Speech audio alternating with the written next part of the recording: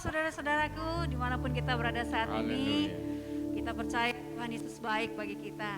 Pada malam hari ini kita mau kembali beribadah, kita mau datang kepada Tuhan, kita mau masuk dalam hadirat Tuhan.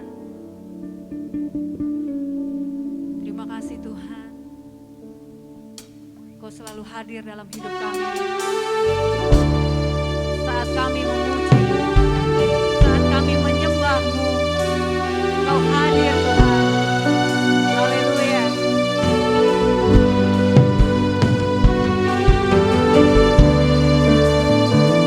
Kita mau angkat hati kita untuk memuji menyembah Tuhan.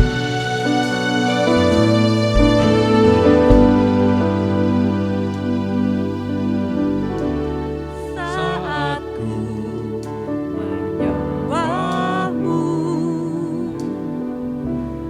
Roh-Mu bekerja. Saat ku memuji-Mu, Kau bertata di atas pujian.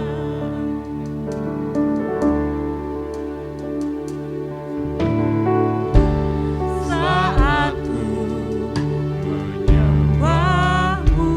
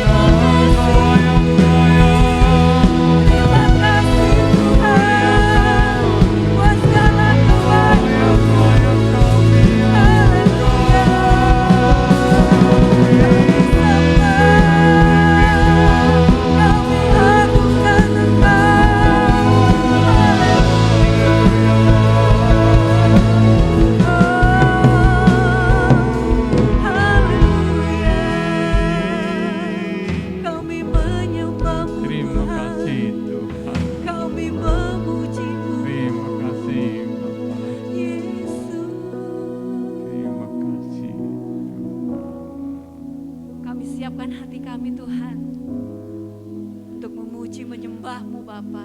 Haleluya. Kuasa-Mu yang menyucikan setiap hati kami. Dan kami serahkan ibadah kami ini hanya ke dalam tangan Tuhan saja. Dalam nama Tuhan Yesus, kami mulai ibadah kami. Haleluya. Amin. Saudara, Tuhan Allah kita bertahta atas pujian umatnya. Mari kita bersukacita di hadirat Allah di tempat yang maha tinggi. Haleluya.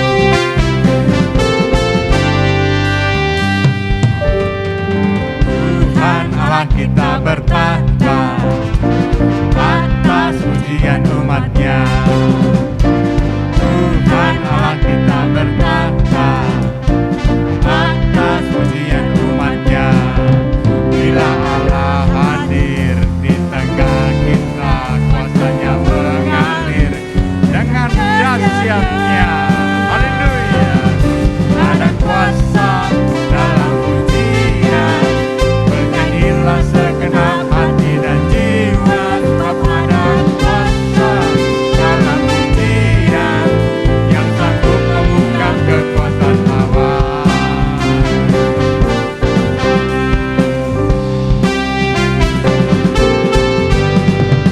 Tuhan Allah kita bertahta atas pujian umatnya. Tuhan Allah kita bertahta atas pujian umatnya.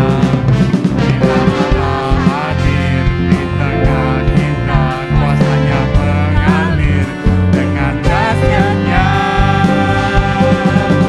Ada kuasa dalam pujian, bernyanyilah segenap hati dan jiwa. Sebab ada kuasa dalam pujian yang sanggup membungkam kekuatan lawan. Ada kuasa dalam pujian, bernyanyilah segenap hati dan jiwa. Sebab ada kuasa dalam pujian yang sanggup membungkam kekuatan lawan. Ada kuasa Dalam pujian, bernyanyilah segenap hati dan jiwa. Sebab ada kuasa dalam pujian yang sanggup membungkam kekuatan lawan. Ada kuasa dalam pujian, bernyanyilah segenap hati dan jiwa. Sebab ada kuasa dalam pujian yang sanggup membungkam kekuatan lawan. Ada kuasa dalam pujian, bernyanyilah segenap hati dan jiwa. Sebab ada kuasa dalam pujian yang sanggup membungkam kekuatan lawan. Yang sanggup membungkam kekuatan lawan. Yang sanggup membungkam kekuatan lawan.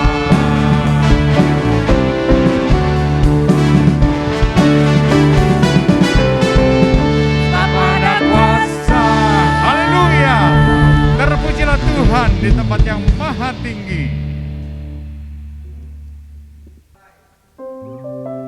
Saudara, apapun yang terjadi dalam hidup kita ini, percayalah bahwa Tuhan Yesus ada bersama-sama dengan kita. Haleluya. apapun yang terjadi dalam hidupku ini, tak pernah kuragukan kasih-Mu Tuhan. Lewat gunung yang tinggi, dalam lembah yang curam, tak pernah kuragukan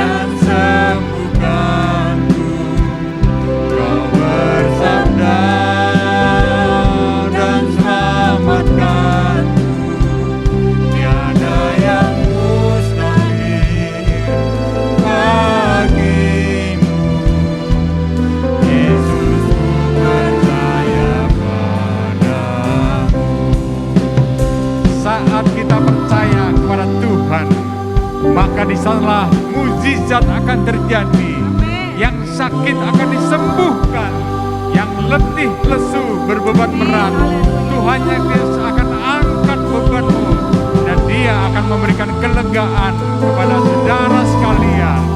Mari kita percaya kepada Tuhan yang luar biasa itu. Haleluya.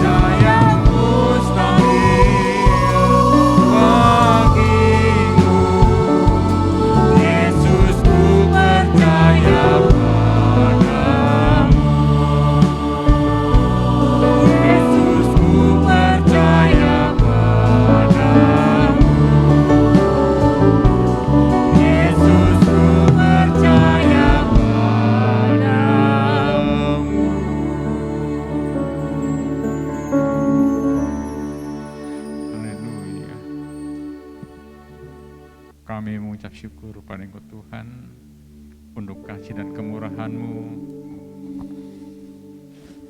Setelah memuji nama Tuhan, kami rindu mendengarkan sabda firman Allah. Biarlah Bapa, firman Allah boleh memberikan jawaban atas setiap permasalahan kami. Firman Allah memberikan jalan keluar terhadap setiap beban di dalam kehidupan kami. Berserah kepada Allah, Engkau berikan pengurapan kepada Bapak Gembala Jemaat, agar beliau boleh menyampaikan kebenaran firman Allah. Beliau boleh menyampaikan teguran atas firman Allah kepada kami sekalian, sehingga kami boleh mengerti apa yang menjadi maksud, rencana dan kehendak Tuhan di dalam kehidupan kami ya Bapa. Kami bersyukur pada Engkau Bapa untuk kasih dan kemurahan-Mu. Di dalam nama Tuhan Yesus kami berdoa dan kami mengucap syukur. Haleluya. Amin. Puji Tuhan.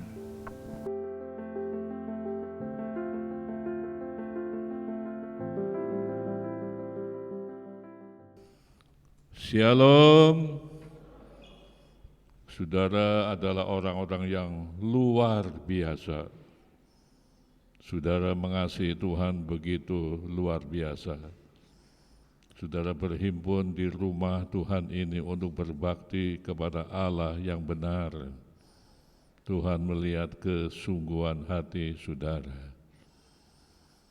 Di dalam Maleakhi dituliskan ada perbedaan antara orang yang beribadah kepada Tuhan dan yang tidak beribadah kepada Tuhan.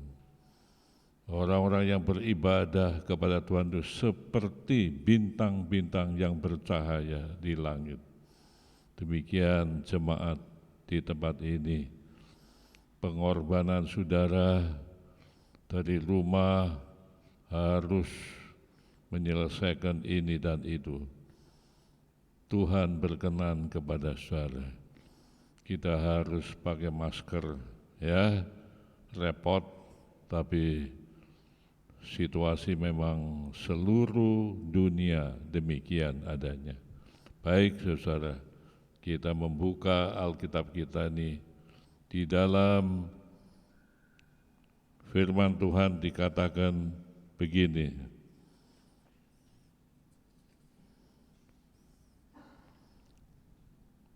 Di dalam Matius pasal 10 ayat 34. Jangan kamu menyangka bahwa aku datang untuk membawa damai di atas bumi. Aku datang bukan untuk membawa damai, melainkan pedang. Wah, ini khotbah Yesus yang keras. Sebelum itu mari kita menyimak rancangan Allah dengan mengutus Yesus ke bumi. Untuk apa itu?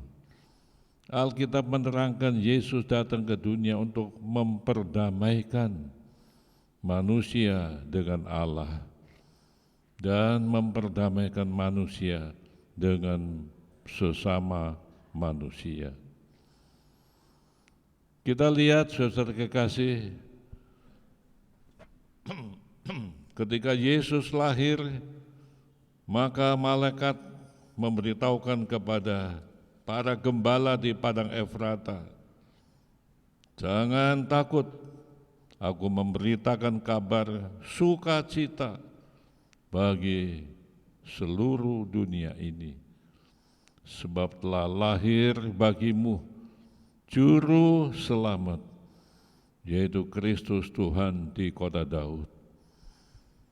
Setelah itu maka di dalam ayat Lukas 2 ayat 23 dan 14, dan tiba-tiba tampaklah bersama-sama dengan malaikat itu sejumlah besar bala tentara sorga yang memuji Allah, katanya, kemuliaan bagi Allah di tempat yang maha tinggi, dan damai sejahtera di bumi di antara manusia yang berkenan kepadanya. Jadi kedatangan Yesus Kristus di sini dinyatakan membawa damai sejahtera di bumi. Ya, saudara kekasih, di Filipi terjadi peristiwa yang sangat menggemparkan. Paulus dan Silas memberitakan Injil di Filipi. Di sana menjumpai seorang perempuan yang dirasuk setan, mempunyai keahlian tenung meramal orang. Dan perempuan ini dikendalikan oleh beberapa tuan yang mengelola, yaitu orang-orang Filipi itu percaya kepada tahyul, percaya kepada ramalan. Jadi mereka berbondong-bondong datang kepada perempuan ini untuk diramal. Mereka bayar, jadi dapat uang banyak, tapi bukan perempuan ini yang terima duit, tapi ada yang mengelola, tuan-tuan majikan yang mengelolanya.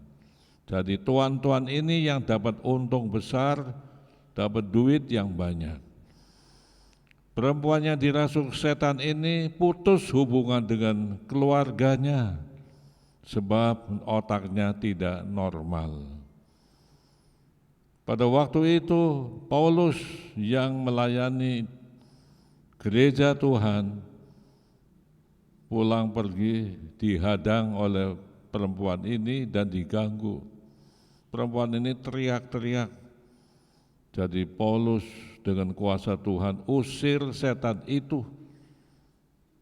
Keluar itu setan, pergi meninggalkan perempuan ini, sehingga perempuan ini menjadi normal, sembuh dari kerasukan setan. Dia pulang ke rumah tangganya dan hidup normal baik-baik. Tetapi dampaknya apa? Tuan-tuan yang mengelola itu merasa dirugikan, sebab tidak ada lagi yang meramal. Jadi usahanya bangkrut. Mereka menjadi marah terhadap Paulus dan Silas. Lalu Paulus dan Silas difitnah sebagai pengacau orang di Filipi. Banyak orang yang percaya kepada fitnahan ini, dan Paulus dan Silas dianiaya, dipukulin, ya, lalu dimasukkan ke penjara. Kepala penjara itu ikut menganiaya Paulus dan Silas. diborgol Paulus dan Silas ini, dimasukkan ke sel yang paling dalam, dikunci, ditutup rapat-rapat. Lalu kepala penjara itu saking capeknya tertidur lelap. Paulus dan Silas yang menderita sengsara itu tidak putus asa, tetapi tetap memuji Tuhan, tetap mengucap syukur kepada Allah, lalu menyanyi di tengah malam sampai narapidana yang lain. Wah, luar biasa itu narapidana yang baru ini. Setelah Paulus dan Silas berdoa dan menyanyi memuji Tuhan, tiba-tiba gempa bumi terjadi di penjara itu. Gedung menjadi goncang-gancing. Borgol dari semua narapidana lepas, pintu-pintu pun terbuka. Jadi narapidana itu keluar semuanya dari sel. Kepala penjara tertidur lelap. Kemudian bangun, begitu bangun dia lihat narapidana sudah ada di luar kamar sel. Lalu dia pikir, wah, aku bertanggung jawab dan aku pasti bakal dihukum mati karena narapidana itu lolos. Sebelum dihukum mati aku disiksa lebih dulu. Lebih baik aku bunuh diri. Ya, lebih enak bunuh diri. Dia hunus pedangnya. Paulus sigap begitu lihat dia mau bunuh diri, jangan kamu bunuh diri, kami masih ada di sini. Stop, jangan bunuh diri. Kaget ini kepala penjara. Lihat, saya bacakan ayatnya, saudara.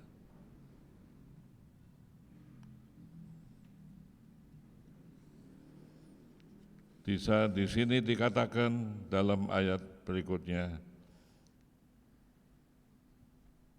ya saudara kekasih, luar biasa kepala penjara itu kemudian melihat Paulus dan melihat Silas.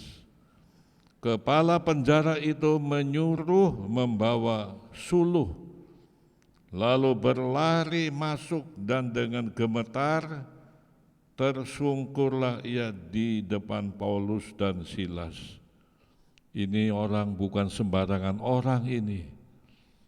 Mujizat gempa bumi ditimbulkan oleh orang sakti ini. Bahkan orang ini mengasihani aku mau bunuh diri dicegah. Nah, saudara kasih, ia mengantar mereka keluar sambil berkata, Tuan, apa yang harus aku perbuat supaya aku selamat? Jadi kepala penjara itu gemeteran, saudara. Ini ada apa-apa terjadi. Dia minta diselamatkan. Tanya Paulus, apa yang harus aku perbuat? Dengan tenang Paulus menjawab, percayalah kepada Tuhan Yesus Kristus dan engkau akan selamat, engkau dan seisi rumahmu. Aku mau percaya kepada Yesus. Lalu Paulus dan Silas memberitakan firman Tuhan kepadanya dan kepada semua orang yang ada di rumahnya. Istrinya keluar, anak-anaknya mendengar khotbah Paulus, saudara. Dan kita lihat di sini, saudara, pada malam itu juga, saudara, mereka terima Yesus dan mau dibaptis dalam nama Bapa dan Anak dan Roh Kudus. Pada jam itu juga kepala penjara itu membawa mereka dan membasuh bilur mereka. Seketika itu juga ia dan keluarganya memberi diri dibaptis. Lalu ia membawa mereka ke rumahnya dan menghidangkan makanan kepada mereka. Dan ia sangat bergembira bahwa ia dan seisi rumahnya telah menjadi percaya kepada Allah. Jadi keluarga ini semuanya menerima Yesus sebagai Tuhan dan Juru Selamat. Mereka bersuka cita. Nah ini damai terjadi dalam rumah tangga ini sejak mereka bertobat dan percaya Yesus Kristus. Nah saudara, dalam pemberitaan Injil Yesus Kristus ini ada satu keluarga bisa percaya kepada Tuhan Yesus seperti Sakeus ketika bertobat. Dia juga ajak keluarganya bertobat percaya kepada Yesus. Tapi ada kalanya tidak semua percaya kepada Yesus. Hanya sebagian yang percaya kepada Yesus. Ketika Saulus atau Paulus bertobat menjadi Kristen karena penglihatan tentang Yesus Kristus itu, tidak semua keluarganya mendukung. Teman-teman karib dari Paulus itu meninggalkan Paulus, berpisah, menjadi benci kepada Paulus karena percaya kepada Yesus. Mereka tidak percaya kepada Yesus. Jadi pertobatan Paulus menimbulkan pedang Yesus, memisahkan mereka. Ada yang percaya, ada yang tidak percaya. Nah, saudara, ada kesaksian di India, itu ada keluarga Singh, ya, anak muda namanya Sundar Singh. Dia berada di keluarga, orang tuanya, kakek neneknya, semua agama Hindu. Orang Hindu punya dewa namanya Krishna, dihormati sebagai Tuhan.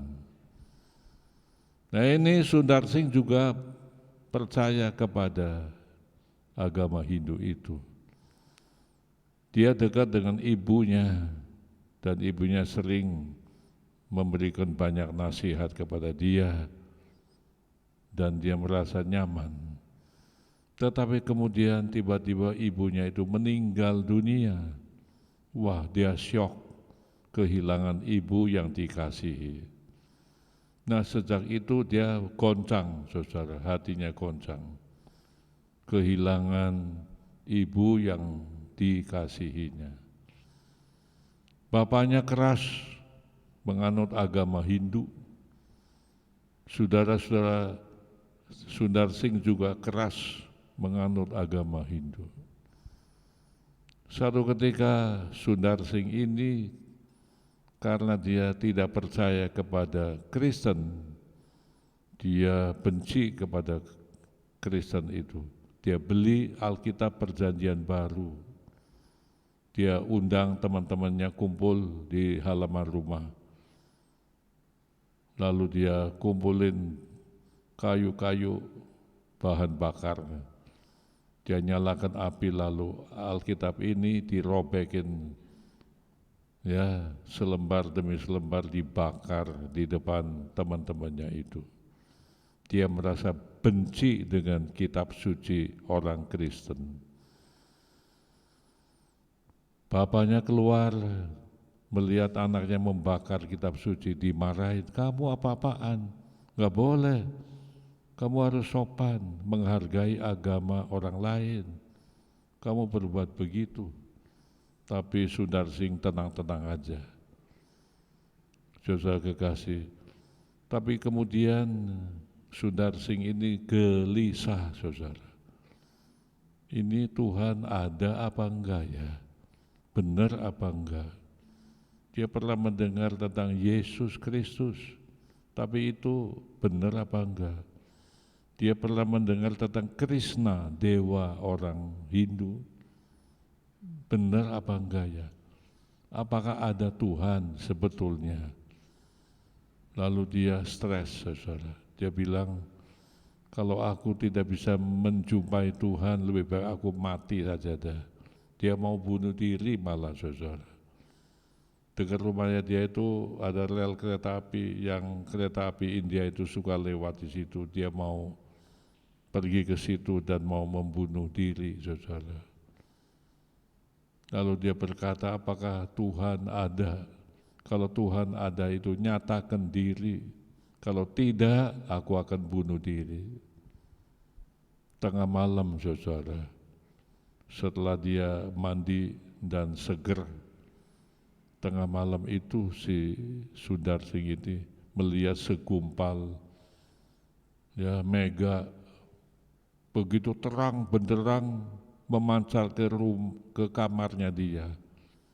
Nampak Yesus wajahnya dan memberitahukan, kamu mencari kebenaran, akulah kebenaran, kata Yesus.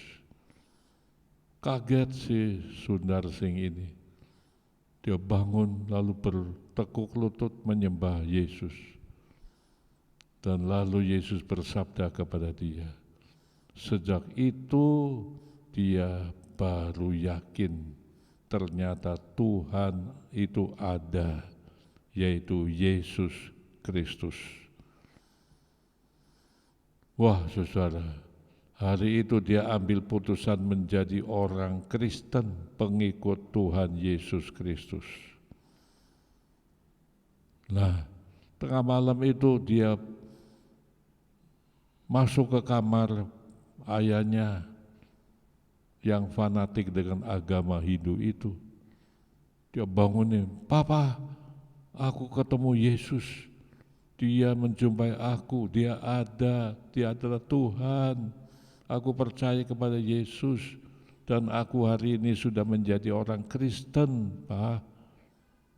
Hah? Gila kamu. Kamu ngigo barangkali. Sudah tidur. Ini tengah malam, tidur aja kamu.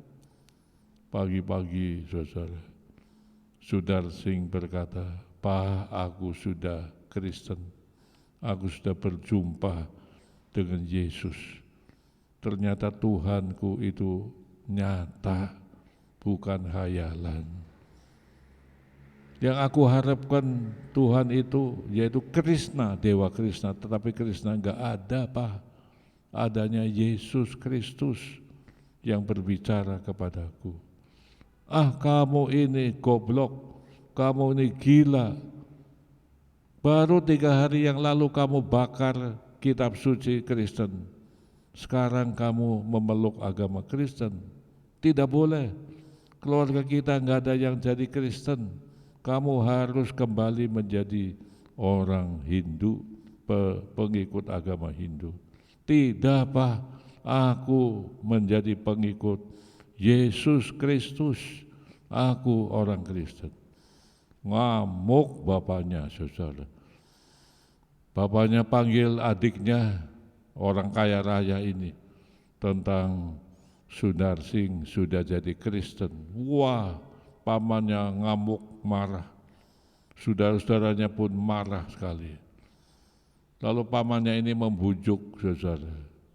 Sundar, kamu jangan keras hati. Kembali ke agama Hindu. Tinggalkan Kristen. Aku akan menyerahkan uang kepadamu. Buku tabungan ini ada di 3 bank untuk kamu semuanya. Asal kamu tinggalkan Kristen itu. Gak bisa, paman.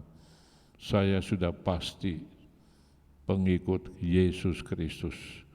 Saya sudah pasti menjadi murid Yesus Kristus. Dia ngamuk si paman ini, goblok kamu, tolol kamu. Keluarga kita gak ada yang jadi Kristen, tapi kamu jadi Kristen, murtad kamu ini. Jadi ayahnya, pamannya, saudara-saudaranya itu membenci Sundar. Ya, mereka runding, ini anak keras kepala, nggak bisa kembali kepada agama Hindu. Daripada hidup lebih baik dibunuh saja. Caranya gimana? Diracun. Kemudian mereka pura-pura ramah tamah, ajak makan, padahal makanannya itu mengandung racun yang paling mematikan. Nah, setelah makan selesai, Sundar diusir. Bapaknya bilang, Sundar, putus hubungan kita dengan kamu. Ya, tinggalkan rumah ini, kamu tidak boleh bawa apapun kecuali pakaian yang nempel di tubuhmu. Pergi sekarang. Aku tidak punya anak seperti kamu ini. Diusir Sundar Singh, saudara. Putus hubungan ini. Inilah, saudara, aku datang kepada Yesus bukan membawa damai, tetapi pedang, pertentangan. Nah, saudara, apa memilih Yesus ataukah memilih ayahnya? Sundar Singh memilih Yesus karena dia betul-betul nyata ada, dia adalah Maha Kuasa. Jadi pisah, saudara. Sundar Singh pergi meninggalkan rumah itu. Dia nggak berasa dirinya diracun, nggak berasa. Tapi dalam perjalanan tiba-tiba dia sakit perut bukan main, muntah darah. Lalu dia sudah pergi ke satu desa di mana ada misionaris Amerika. Lalu ditolong oleh misionaris ini, dirawat, diobati, sembuh, saudara. Nah, sejak itu Sundar Singh, saudara, memberitakan Injil tentang Yesus Kristus dan banyak orang India yang bertobat. Malah dia pergi ke Tibet, banyak tokoh-tokoh agama yang bertobat atas pelayanan dari Sundar Singh ini. Kepala negara itu menangkap Sundar Singh karena memberitakan Injil Kristus. Dimasukkan ke dalam sumur. Sumur itu biasa untuk menghukum orang-orang penjahat. Baunya bukan main. Sundar Singh dijebloskan ke sumur itu, dikunci, kuncinya dipegang sendiri oleh kepala negara ini. Saudara kasih, tengah malam Sundar Singh dikunjungi oleh orang. Pintu sumur itu terbuka. Orang ini mengulurkan tali ke dalam. Sundar, pegang itu tali erat-erat. Aku akan mengangkat kamu. Diangkat, saudara. Begitu Sundar keluar, orang ini hilang, saudara. Wah, Sundar pikir ini pasti malaikat Tuhan yang membebaskan aku. Itu terkunci lagi pintu sumur itu. Nah, saudara, pagi-pagi kepala pemerintahan ini menyuruh tentara-tentaranya keluarin Sundar yang mau diadili. Enggak ada, kosong. Hah? Enggak ada bagaimana? Ini kunci saya yang pegang, enggak ada yang bisa ambil. Tapi enggak ada orangnya. Ternyata Sundar lagi khotbah di pasar. Banyak orang berkerumun mendengarkan khotbah dia. Akhirnya Sundar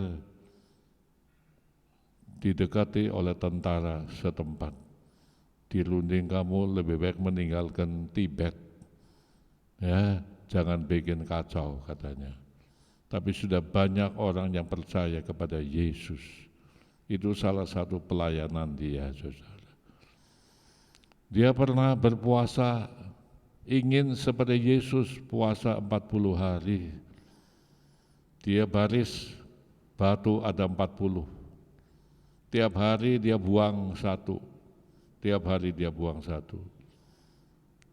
Kemudian saking laparnya dia kemudian pingsan. Setelah pingsan dia ditolongin oleh orang, dia sadar lagi. Dia kembali ke tempat di mana dia naruh batu itu, dia hitung, ternyata sisanya Ya, ada 20, 10, ya, 10 sudah dibuang. Jadi 10 hari dia puasa, untuk selanjutnya enggak tahan lagi. Itulah pengalaman Sundar Singh, berpuasa hanya 10 hari saja. Saudara kekasih, inilah ayat yang baru saja kita baca, ya.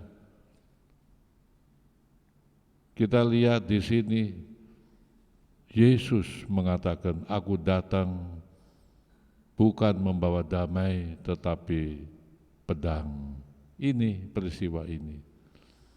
Jadi penginjilan para rasul dan sebagainya, ada kalanya satu rumah tangga itu bertobat, menjadi percaya kepada Tuhan. Tapi terkadang rumah tangga itu terbelah menjadi dua. Mungkin istrinya yang bertobat percaya kepada Tuhan Yesus, namun anak-anaknya tidak mau percaya kepada Yesus. Di situ terjadi pemisahan, pedang terjadi pertentangan. Rasul Paulus menerangkan kalau suami tidak mau bertobat, ya, padahal istri sudah bertobat menjadi anak Tuhan, tapi suami tetap ingin hidup berdampingan dengan istri itu, silakan. Jadi istri tidak boleh menceraikan suaminya walaupun suaminya itu di luar Kristus. Ya, jadi tetap saja hidup satu rumah tangga, yang satu percaya kepada Yesus, yang lain tidak percaya kepada Yesus. Kata Paulus, jangan bercerai. Nah, saudara kekasih, inilah ayat yang Tuhan tetapkan. Terkadang uang itu menjadi mamon, menjadi sahabat karib kita, sehingga kita pisah dengan Tuhan Yesus. Yudas Iskariot itu awalnya seorang yang baik-baik, jujur, tulus. Dia pegang kas dari persekutuan rasul-rasul bersama Yesus. Tapi kemudian dia mulai curang. Uang kas diambil diam-diam, mungkin 2 peser awalnya, lama-lama berkembang. Dosa itu seperti koreng, ya, kecil tidak diobati terus menjadi besar, menjadi besar. Nah, Yudas begitu, makin berani mencuri uang kas, dari 2 peser terus menjadi 1 dinar, menjadi 2 dinar dan seterusnya. Akhirnya Yudas menjual Yesus dengan harga 30 keping. Gara-gara 30 keping perak ini, Yesus dijual kepada orang Yahudi untuk disalibkan. Jadi uang terkadang memisahkan kita dari kasih Kristus, memisahkan kita dari pelayanan. Maka itu, saudara, kita harus sungguh-sungguh lebih memilih Yesus dari memilih uang sebagai dewa mamon. Terkadang anak-anak Tuhan, maaf nggak bisa kebaktian karena kerja pada hari Minggu. Hari Minggu ada bisnis. Tuhan kasih kita 7 hari, 6 hari untuk kita bekerja mencari nafkah, dan hari yang ke-7 adalah milik Tuhan, harus dihargai menjadi hari ibadah.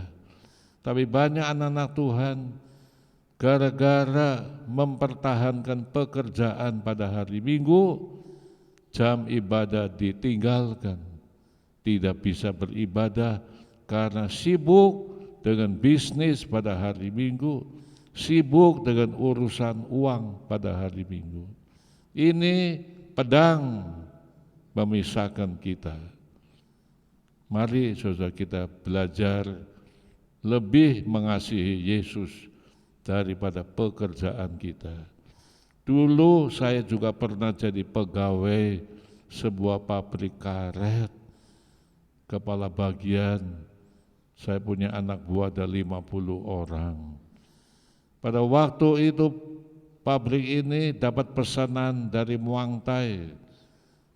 Banyak sekali ban harus diekspor dengan cepat. Jadi bos itu menyuruh hari Minggu buka. Jadi pabrik itu kerja pada hari Minggu juga. Dan memanggil saya untuk datang bekerja pada hari Minggu. Saya bilang nggak bisa. Hari Minggu itu hari ibadah saya, juga pelayanan sekolah minggu. Wah, kamu dibutuhkan di sini katanya. Iya, tapi saya hari Minggu nggak bisa. Saya harus beribadah kepada Tuhan. Ya udah, saya kasih waktu 2 minggu. Pikir-pikir, dalam 2 minggu itu saya mulai goncang, saudara. Ini kalau saya menyatakan tidak bisa lembur, tidak bisa kerja pada hari Minggu, pasti di PHK. Kalau di PHK bagaimana makannya? Cari duit susah. Tapi saya berdoa kepada Tuhan dan saya berjanji, saya siap untuk menolak hari Minggu kerja. Hari Minggu adalah harinya Tuhan. Lalu ada suara, bagaimana kalau kamu di PHK? Kalau saya di PHK, oke, nggak apa-apa. Tuhan bisa mencari pekerjaan lain yang lebih baik. Jadi saya berdoa sama Tuhan, ya Tuhan, saya serahkan hidup saya kepada Tuhan. Kalau karena membela Tuhan, saya di PHK oleh bos, saya siap untuk PHK. Saya lebih membela ibadah kepada Tuhan. 2 minggu saya dipanggil lagi, bagaimana putusannya? Maaf, hari Minggu saya tidak bisa kerja, tetap saya ada ibadah.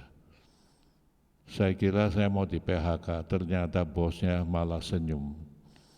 Saya yakin orang Kristen itu kerjanya lebih jujur katanya. You tetap dibutuhkan di sini. Oke, kalau you nggak bisa lembur hari Minggu, nggak apa-apa. Ya nggak apa-apa, silakan. Jadi you boleh ibadah pada hari Minggu. Puji Tuhan, saudara. Jadi saya tetap ya berbakti pada hari Minggu, tidak mau lembur. Tapi banyak anak-anak Tuhan beda, saudara. Lebih membela pekerjaan pada hari Minggu sampai mengorbankan jam kebaktian. Ini, saudara, pedang kata Tuhan Yesus. Aku datang bukan membawa damai, tetapi membawa pedang, memisahkan. Saudara lebih mendewakan pekerjaan pada hari ibadah sampai meninggalkan jam kebaktian, ataukah saudara membela Tuhan lalu berbakti pada hari-hari ibadah itu? Tuhan Yesus bilang apa? Cari dahulu apa? Cari dahulu apa? Apa? Kerajaan Allah dan kebenarannya. Maka segala perkara akan ditambahkan kepadamu. Ada amin? Ada amin? Saudara korbankan itu. Cari kerajaan Allah lebih dulu. Tuhan dibela oleh saudara dengan sungguh-sungguh. Maka Tuhan akan membela kebutuhan saudara. Jangan takut perihal sandang pangan papan, Dia akan membela saudara. Kalau saudara sungguh-sungguh menghargai Tuhan, kalau saudara sungguh-sungguh mencari kerajaan Allah dengan kebenarannya, Tuhan akan membela saudara, memberikan berkat lipat kali ganda. Sungguh saudara, saya rasakan hal itu. Jadi saya tidak mau meninggalkan jam-jam kebaktian. Saya harus tetap berbakti kepada Tuhan. Saya harus tetap melayani Tuhan. Pekerjaan itu nomor 2 adanya. Nah, saudara kekasih, telah diberitakan kepada saudara. Jadi firman Tuhan ayat-ayat ini tidak bertentangan dengan rencana Allah yang di surga.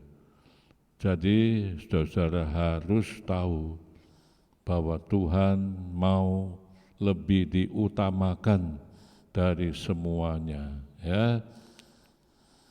Yesus harus diutamakan lebih dari segala-galanya. Maka saudara akan beroleh keselamatan di dalam Dia adanya. Amin. Mari kita tunduk dan berdoa kepada Tuhan. Kami mohon ampun ya Tuhan, apabila selama ini kami lebih mengutamakan mamon, lebih mengutamakan pekerjaan, lebih mengutamakan orang lain daripada Yesus Kristus. Ampuni kami Tuhan. Hari ini terjadi pembaharuan bagi kami semua. Kami lebih membela nama Yesus di dalam hidup ini. Kami lebih membela pekerjaan Tuhan daripada perkara yang lain. Kuatkan dan teguhkan anak-anak-Mu semuanya. Dalam nama Yesus kami mohon. Amin. Mari kita bangkit berdiri. Angkat kedua belah tangan saudara sebagai tanda penyerahan hidup. Kalau ada masalah yang engkau hadapi belum terselesaikan, inilah waktunya. Saudara berdoa minta supaya Tuhan campur tangan dalam masalahmu. Apakah engkau menghadapi krisis keuangan? Tuhan Maha Kaya untuk memberkati saudara. Mari kita tunduk di hadapan Tuhan dan menyerahkan hidup kepada Tuhan. Bapa yang Maha Pengasih dan Penyayang, anak-anak-Mu telah beribadah kepada Tuhan dari awal ibadah sampai akhir ibadah. Kami telah memuliakan Tuhan dengan nyanyian pujian dan doa syukur kepada Tuhan. Bahkan kami telah mendengarkan firman Tuhan. Sungguh Tuhan kami lebih memilih Yesus dari segala-galanya yang ada di bumi ini. Tuhan, Engkau melihat pergumulan hidup anak-anak-Mu yang sekarang sedang menghadapi problem rumah tangga. Adakah di antara mereka yang menghadapi krisis ekonomi, Tuhan? Engkaulah jawaban bagi mereka semuanya. Campur tanganlah ya Tuhan dalam urusan anak-anak-Mu. Berkati semua anak-anak-Mu di tempat ini. Yang sakit dalam nama Yesus, sembuhkan semuanya ini. Ya Bapa, Engkau Maha baik dan pengasih dan penyayang. Kami berdoa untuk rakyat Indonesia Tuhan, supaya Tuhan memberkati program vaksinasi untuk semua rakyat Indonesia. Pakailah pemerintah kami untuk mengatur rakyat ini dengan sebaik-baiknya. Bapa, Engkau melihat banyak orang yang menderita karena musibah dan bencana alam yang terjadi. Tolonglah mereka yang ada di pengungsian. Selamatkan mereka ya Tuhan. Haleluya, haleluya. Jemaat yang dikasihi Tuhan, terimalah berkat Allah yang kudus, kasih karunia Allah Bapa di dalam Yesus, dan persekutuan Roh Kudus menyertai saudara semua dari saat ini sampai Maranatha. Tuhan Yesus datang. Sama-sama katakan amin. Terima